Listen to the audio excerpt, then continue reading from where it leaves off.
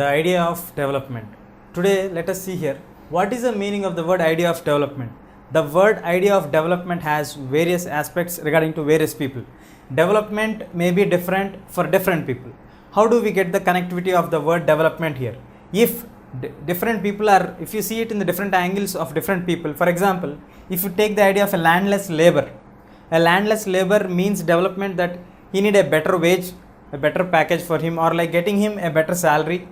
Daily he need a job, because as he is landless, he may get a job only for 30 days to 60 days or 90 days, maximum for 150 days. The remaining 365 days, so he is having a gap of 200 days where he can't get a job. So he can expect to get a better job or a daily job at least for 200 to 250 days. So when it comes to a prosperous farmer, the farmer will expect him that when he is prosperous, the word itself indicates that he is having everything. So he would expect his children to settle better, and if necessary they would settle them in the abroad and they have a well educated people, and it leads to a better prosperous for his children rather than concentrating on the fields. Even if he concentrates on the fields, he would get the best quality of the seeds and he would try to get the best market for his field output.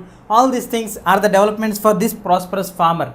And when it comes to the expectations of the industrialist, an industrialist would expect to have a better well designed dams to get the better electricity facilities and all, where when it comes to the same situation, when it comes to farmers of the small land holdings, they don't expect it to have better or larger dams. They would expect to have a small check dams which will supply water to all the people. So here we can come to idea that the industrialist is expecting a large dams, whereas the farmers of small land holdings are expecting a small dams. It's a contrary to each other. When the industrialist is expecting for large dams, many of the small land holdings of the farmers will be disappeared, and it leads to the empty place for them. But when they are expecting for small land holdings of check dams, it supplies water for them as well as for the industrialists. So the development is different for different people, and it has different aspects for different criterias are there when it comes to different people's perspective. So landless people have their own aims, prosperous farmer he has his own developments,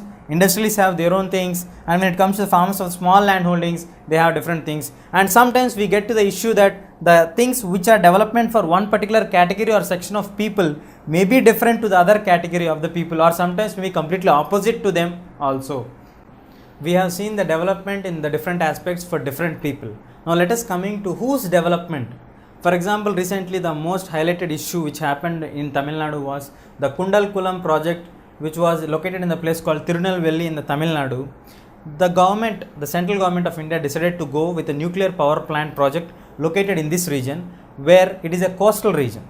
Because of the tragedy which happened in the Fukushima in Japan, where the nuclear reactors were out of control, which led to a threat to the society and the environment, and it became a big threat for the Japanese people, and it was expected that some radioactive elements were out of the reach, and it is expected the people are in trouble. So the people located in this region expressed the dissatisfaction, and many of the environmentalists and the activists, social activists came forward supporting the fishermen and all the local people, those are living in the Tirunelveli, with the objection of the safety measures. A well-developed country like Japan have the issues of like not able to control it. How can we, the people who are developing country, would be able to control it or not? So the activists have moved it. Then the government came with a stand that we are ready with all the safety measures, and every safety is assured in the Kundalkulam project, and government moved on with the head with starting the project here. Even though we got a larger protest, the Supreme Court has asked for the safety measures to check thoroughly and gave the green signal. Now the central government is moving with the project. Here the issue is we need the nuclear energy, which is an alternative source of energy for us to develop our nation. At the same time, we have to address the issues of the local people, those are living here, and the safety is the most important criteria which should be taken care by the government of the states or the central governments when any issue happens out of it. Let's hope this is done safely and executed safely by the central government. Now let us see the income and the other goals. How do we assess the goals or the income of any person? Like when we get a job opportunity at two different places, let us take two examples. When we got a better job opportunity with less salary, the place which is nearby to our family, and we get a better package at a very place which is very far away from it. How to judge the issues? Like when we get a job opportunity which is very nearby to our family place or within our location, and which is provided even though the salary package is less or the wage what you are going to get is less, but it is provided assured that you get equal treatment, a respect from the colleagues, freedom of your work, security for your work, and there is no discrimination there, then automatically we can choose that job. Even though the next example where we have example B, where you get a better package and where there is no equal treatment for you, where there is no freedom for you, when there is no job security for you, when it is completely opposite to this one, even though you get a better package, like you get a better income, but the other goals which are required for us to be satisfied, if they are not satisfied, we would not like to go to that job, because we at the end of the day, we like to learn something from new jobs. When we go to somewhere where is far away from our place, we would like to learn a new things, or which will be added for your career, or it will be added for an objective of your career. But when it comes to that, where these all are not meted properly, and where you face like lack of freedom, lack of security of your job tenure, and where there is no respect for you in the colleagues, and where there is no proper treatment for you regarding your sex or age or something else, then you can't address the job, or you can't do it, perform it better well. So it is better to choose not only the income of anything, but also the other goals has to be attributed. Then only we can see the success in your job or in your career. We are comparing the developments and the different trends, the income and the goals. Let us see how can we say a country is a developed country or a non-developed country, or what are the criteria to say that a country is a developed one. How can we say that a country is developed? Now, how can we determine the country's income and wealth and all these things? Now, when a person is rich, how do we come to know that a person is rich? One basic criteria what we have is the income what we are having for him, or the sources of his incomes, or the comfort levels that comes under the next point. Now, how do we get the income of a country? The income of a country is the total income of all the individuals of that particular country is called the income of that particular one. And if we take the average, you get the per capita income, means per head, what is the income of the people of that particular nation, you get the per capita income. Basing on the per capita income, we can assess that whether a country is developed or not developed. According to the World Bank, we can compare it. See here, the comparison can be done between any two countries, provided the statistics by the World Bank. That World Bank in 2012 has given us the criteria that any country whose income is greater than 12,600 US dollars in the year 2012, that country's per capita income should be greater than 12,600 US dollars. Then it is considered as a developed nation, and the people are in that region will be considered as they are rich people or like blessed people. When it comes to the income of the low countries or lesser developed countries, their income is divided or less than or equal to 1,035 US dollars in 2012. So this we can come to the conclusion that the per capita income could be an important resource or an analysis point where we can assess that whether a country is developed or not developed. Let us deal it with two examples of two countries like section A and section B. As we have seen the different criteria of assessing the ideals, income and goals, let us take an example of two countries whether they are developed or not developed countries. Now let us take example here, let A be one nation and B be one nation, and these five are the individuals in both the countries. For example, X, Y, Z, alpha and beta. X in a country A, he gets 5,000, alpha, Y gets 6,000, Z gets 7,000, alpha gets 8,000 and beta gets 9,000. It is a random income, but it is an equal opportunity provided for everyone in the category of A or a country of A option. When it comes to option B or the country B, you have an option here like they are getting very less income. Few individuals are getting very less income. There one individual like beta is getting higher income. Like this country on an average it is having per capita income more, but at the same time there is no equal distribution here. There is no equality principle here. But even though this country is having less per capita income, here we have the concept of equality here. So when we are assessing any country to its development, if we take only the per capita income, will it be sufficient for us to assess that country is a well developed country, or whether all the goals which are behind the income are addressed properly or not? We have seen here in A we have equality, but the per capita income is less. When it comes to B, we don't have equality, which means that we don't have respect, we don't have mutual concern and everything, but the per capita income is more. So this clears that there are many issues which has to be addressed before coming into the criteria whether that country is developed or not developed. Not only basing on the per capita income, we have to discuss about the other issues also. We have seen the different countries assessing the criteria for that. So in the previous example we have discussed about country A and country B, what is the criteria of assessing whether a country is developed or not. World Bank has given the statistics of per capita income. Now let us see one example of our states in our country. See, for example, the income of Punjab is per capita income is 78,000 and the per capita income of Haryana, Himachal Pradesh is 74,000. When it comes to Bihar, it is 25,000. So as per the calculations of World Bank, we can simply judge it that Punjab stands at the first place when compared to Himachal Pradesh or Bihar, or when compared to any other state in our country. Now let us take the other criteria to assess it. As I told you, the infant mortality rate in Punjab is 42. When it comes to Himachal Pradesh, it is 36. When it comes to Bihar, it is 62. So here we have to understand the criteria that a country which is state which is well developed and which is having the highest per capita income, why the children of age less than 5 years, that is the infant mortality rate, is very here. Like in Bihar we have very high, but it comes to here it is very less. So here they are able to provide better hospitals for them. At the same time, when we see from Punjab, it is better in Himachal Pradesh. So in Himachal Pradesh you have only 36 children dying out of every 1000 people. So how do you get that criteria? So here it is the highest income country state, but when compared to Himachal Pradesh. So the Himachal Pradesh is addressing the issue very clearly, provided the better hospital facilities for them to make sure that all the citizens are getting a better care for them. This is the reason why Himachal Pradesh, the infant mortality rate is very less when compared to Punjab. At the same time in Bihar, as the income is less, so the facilities also may be less. This is the reason why the infant mortality rate is high in Bihar. Now coming to the literacy rate.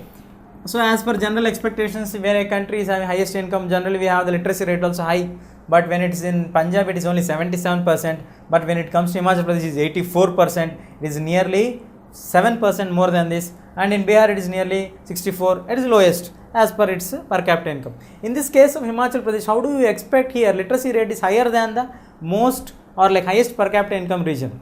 Here again the issue here is the Himachal Pradesh government has concentrated on the citizens, provided well facility schools, hospitals, the public distribution system. See here, schools, hospitals and public distribution system, and made ensure that everybody is better equipped with that. And coming to the attendance ratio of the students attending the school with the less than 15 years, it is in Punjab it is only 76, but in Himachal Pradesh it is 90 and Bihar it is 56. Again it is clear that only if we have the money, see here, money can't fetch you everything. See, the thing is that when the society needs, automatically thing will be done. For example, if you want to study in a school and where you are staying in a village and nobody else is interested to study in any school and they are ready to send their children to workplace or some other things, you can't expect that a school to be established without nobody's purpose. Especially for a particular individual, they don't establish a school. It is a society or the situation or the environment which provides the circumstances to establish something. We need a hospital to everybody. For a particular individual, we don't establish anything. For example, if you are going to any private school where it is far away from your village and your parents are ready to spend some amount on that, then it could be a possibility. But on an overall development of a society, it is compulsory to be addressed that the situation and the environment has to be done. Then only you get the facilities provided for us. Only if you own a money, you can't fetch your better facilities. You have to be in that kind of environment where the society is motivated towards that kind of situations, then only you get the things. So we have seen the issues like only the per capita income does not provide clarity for us on the various issues of a country to be developed or not developed. So the scientists, the activists have come forward with a new aspect, that is Human Development Index, that is HDI, known as Human Development Index. The only per capita income does not provide clarity for us on any issue of a particular nation. Yeah, it provides the income of a particular individuals or the group of nations or the average income of a country, but it does not provide complete information about the things. The other aspects which have to be dealt is the life expectancy. How many years a child is predicted to be after he is born, to be alive or can be taken care in that particular nation. Like for 65 years is the average expected age ratio of Indians. Like 70 years or 8 years, what is the life expectancy of a particular nation? Next point is, what is the average years of schooling? Like, will he go for 5 years for school or 10 years or 15 years? What is the average years? Like when he is going to join into the school, so like 3.5 years or 4 years, what is the average? So when he is going to learn something, what is the age criteria for a student or a child to learn starting his learning career? These all things will be taken. Then last comes the per capita income. We are not neglecting the per capita income. We consider the per capita income also along with the other criteria here, life expectancy, average years, the infant mortality rate, the literacy rate, everything should be addressed. Then only we can come to a conclusion that whether a country is developed or not developed. This we can be quoted in a simple words that prefixing that human development is nothing but human to development. It is very clear statement, understand it clearly. It is prefixing human to development. It means that all the things or issues or the development of the individual or a person in a society is the development of the nation. Like all the people have to be addressed, their health should be taken care, their educational facilities should be taken care, then only that country can reach to its excellence, provided all the individuals are with the facilities of education, health and care. So it is nothing but human to development. Human development is nothing but every individual developing in the nation, which leads automatically for the development of the nation. So prefixing the statement is human to development is nothing but human development. We are looking in the perspective of every individual to development. Then we get, as we defined that a country is developed only when the income of all the people are in high, we get the average income is high. So every individual is healthy and fit and fine, automatically the nation will be fit and fine, it can do wonders. So human development is one of the best criteria to assess whether a country is developed or not developed. We shall discuss an example of Himachal Pradesh next. Now let us see an example of Himachal Pradesh. In Himachal Pradesh, the actual location, geographically the Himachal Pradesh is having many obstacles. Like see here, it is a hilly region covered with many hilly regions, no proper transport facilities for them, and completely the rural place. It is having rural areas covered. Even then, how did Himachal Pradesh people attain the highest literacy rate in our state? Like when compared to Punjab, even though it is having the highest per capita income, they have worked out on it and gradually they got the development. It is not achieved in just one day or 2 days. It is a process of achievement. They have planned effectively, they have distributed their funds, they have invested that one, and they got the effective results of it. Let us see the case study example clearly here. In these are the situations, the government have come up with a step that they are going to establish schools which are going to cost nominal fees or very less fees for the parents. That is the first strand what they have taken. The next one is the schools to be established in every nearby places of the village headquarters, village regions and everywhere. And in the schools they have provided the facilities like good teachers or teachers who are very enthusiastic. They have toilet facilities where we don't have, many of the schools don't have public toilet facilities for girls and boys separately. They have made sure that they have separate toilets for them and safe drinking water is provided for them. It has done from 1990s. In the process of 1994-96, then it comes to 2005. It reached to the apex of its that in 2005 when the case study was done in Himachal Pradesh to an average Indian citizen or a child, Indian government on an average in all the other states are spending 1049 rupees on every child for his education, whereas only Himachal Pradesh is spending 2005 rupees per child. So it is the highest one. So it needs some money to be invested. They invested properly with that one. Because of that, they got a lot of changes in the society which are very much important for us. If we address them, we get the idea that the average schooling has come up to 10 years in the average schooling of Himachal Pradesh region, and they got the lower gender bias. This is a very crucial development what Himachal Pradesh has achieved in this 10 years period. The meaning of the word gender bias is the differentiation between girls and boys, which is a very high in the northern states where we don't have equal respect for the girls. But most of the state people in Himachal Pradesh region have equal respect for boys and girls. Even girls dream of becoming a scientist, doctors, IAS officers and all the higher posts, and mothers train them to have their dream and wish, because most of the women in the Himachal Pradesh region are well educated and outside employed. They do their professions as well as they manage their personal lives also. And the other important achievement what the Himachal government has achieved is the child mortality rate, which is like it's a different trend which is going on in other places when compared to India. See here, in India generally we have a hatred of a girl child. We have a killing of a girl child, like female infanticide is high in Indian society because of various reasons. But here we have the child of boys of lack of care are dying more when compared to girls. They take care for both equally, but the percentage of boys are dying more when compared to girls, means they don't have any discrimination between a boy child and a girl child. They have equal bias. Only the statistics show that the boys are dying more here. And women employed outside, like most of the women are educated, so they prefer to go job, do work outside. They have their mutual respect for their personal life and the professional life, and they do it and they educate their children personally, professionally and everything. So they train them very well. Because of this, in Himachal Pradesh region we have the active Mahila Mandals, which are very active social groups. They participate in even in the village politics, village social activists, and provide for us. So development, simply we can't say it is just only spending money on any issue or any other things. but it is a mix of all the goals. See here, development is a mix of all the goals. Here we have seen they have provided the investment for schools. They did not invest anything for developing the gender bias or for women employment or to control the child mortality rate. It is the thing that what they have provided is the grassroots level, the education they have given for them, which brought them the understanding of the society, the natural things, what is natural, what is right, what is wrong, which made them to get a clear idea like what is to be done, what should not be done, what is to be addressed, how it should to be addressed. So here we got the low gender bias, the average schooling has made them conscious of schooling. Then the child mortality rate has reduced the female infanticide. Women employed has respected, like women, those who are employed will get respect in society as well as when they are in family also. They can have their rights, they can have their choices whether they should go for job or not. They'll have their own income, their own sources of generation of the incomes, and they can plan future for their children, and even they have their word to say whether it should be done or not. So like this, if you plan properly and execute it, and not only the investment, it should be done in wisely. Yes, you need to divide the investment what you are going to do. Initially you may not get the results, but in the longer span of time you may get the better results, and which leads to the development of the nation. Development is not just only in a place where you invest it. You get the investment developed in one particular region, you can see the fruits of it developing in all the other regions. So development is nothing but a mixture of all goals. We have to remember one point here when we are saying the word development. Whose development is important here?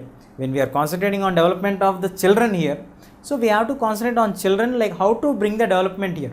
As we have discussed in the starting point of the lesson, that the development of any individual or a particular group may be differing. Like higher group is having their own development stands and the lower group is having their own different people.